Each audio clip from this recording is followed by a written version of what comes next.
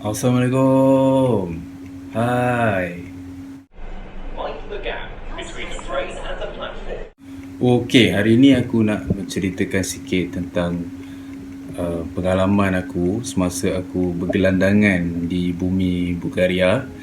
Aku di satu tempat bernama Veliko Tarnovo.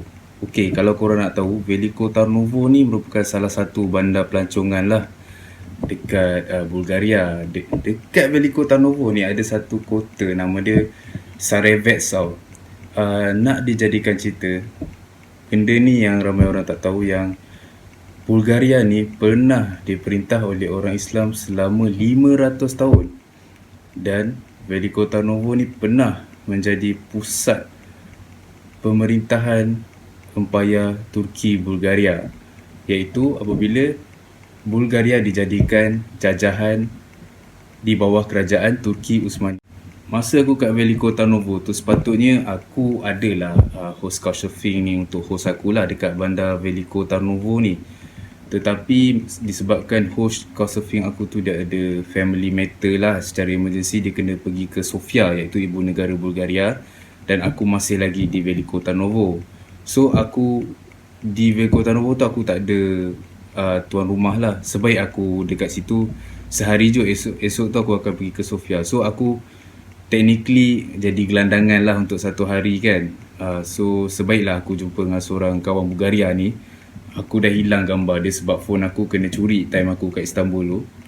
Dia bawa akulah pergi ke kota Sarevets ni. Nak dijadikan cerita, kota Sarevets ni kubu kuat Empayar Bulgaria, di mana time tu Sultan Bayezid I telah mengarahkan puteranya, iaitu putera Çelebi, untuk menyerang kota Sarevets tu. Dan selama 3 bulan pertempuran sengit tu pun berlaku, dan akhirnya kota Sarevets tu jatuh kepada kerajaan Turki Uthmaniyah pada tahun 1398. Jadikan cerita, kawan aku ni cerita lah yang semasa zaman Turki Uthmaniyah tu, kerajaan Turki tak memaksa pun orang-orang Bulgaria ni, iaitu majoriti dia Kristian Ortodoks, untuk memeluk agama Islam.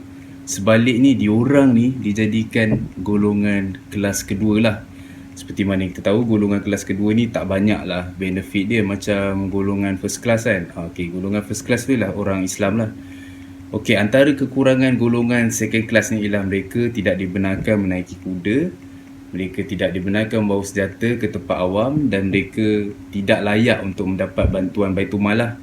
Sebaliknya mereka juga dikenakan cukai jizyah. Okey, kalau kita pergi Bulgaria tu, masa aku kat Bulgaria tu, aku nampak lah ada kesan-kesan pemerintahan umat Islam lah dekat Turki Uthmaniyah. Okey, disebabkan ketoleransian kerajaan Turki Uthmaniyah tu, maka ramailah rakyat Bulgaria memilih untuk memeluk agama Islam. Terkesannya ialah lahirnya masyarakat Pomah, iaitu masyarakat yang masih mengamalkan budaya Turki dan menganut agama Islam di Bulgaria. Selain itu, masa aku dekat Sofia, itu ibu negara Bulgaria, aku nampaklah satu gereja dia, nama dia Alexander Nevsky Cathedral. Alexander Nevsky Cathedral ni mempunyai ciri-ciri binaan macam binaan dekat Masjid Biru. Rupa-rupanya arkitektur untuk Alexander Nevsky Cathedral ni diinspirasikan oleh arkitek yang terkenal semasa zaman Turki Uthmaniyah, iaitu Mimar Sinan. Okey, semasa pemerintahan Turki juga banyak masjid dibina, antaranya ialah masjid terkenal iaitu Masjid Bani Abashi. Okey, kalau korang pergi ke Bandar Sofia, kalau korang dekat jalan-jalan dekat area Serdika, akan ada nampaklah Masjid Bani Abashi ni dekat tengah-tengah tu. Okey, Bani Abashi ni dalam bahasa Turki bermaksud tempat mandian, kerana pada waktu dulu Masjid Bani Abashi ni dibina di atas thermal spa, iaitu tempat mandian yang terkenal pada zaman Turki Uthmaniyah. Okey, masa aku dekat Veliko Tarnovo juga, kawan aku tu bawa lah aku ke satu restoran Bulgaria ni. Dia ajak aku makan Shopska Salata. Dan Shopska Salata ni merupakan antara legasi Turki yang ditinggalkan dalam makanan rakyat Bulgaria.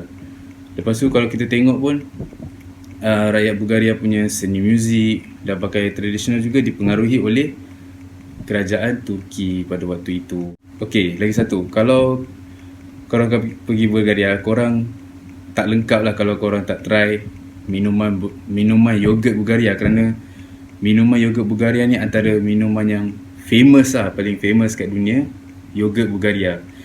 Nak dijadikan cerita, yogurt Bulgaria ni pun ditinggalkan oleh kerajaan Turki Osmania. Kalau korang pernah pergi Turki terkenal dengan minuman airan kan. Tapi kalau korang kat Bulgaria, diorang pun ada airan sendiri, tapi diorang panggil yogurt je lah macam biasa.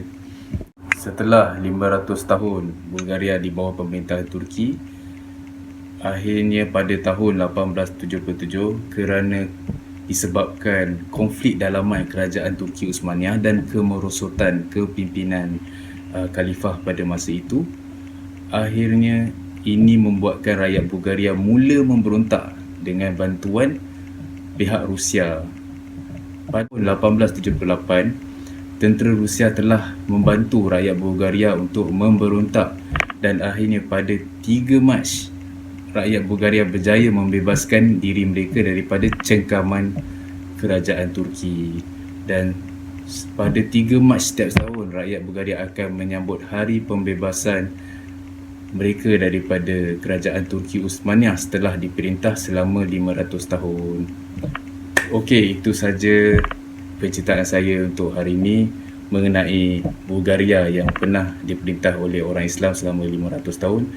Sekiranya anda suka dengan penceritaan saya dan anda ingin mendengar lagi tentang penceritaan pengembaraan saya ataupun tentang informasi sejarah, anda boleh like dan subscribe channel saya. Sekian daripada saya. Assalamualaikum.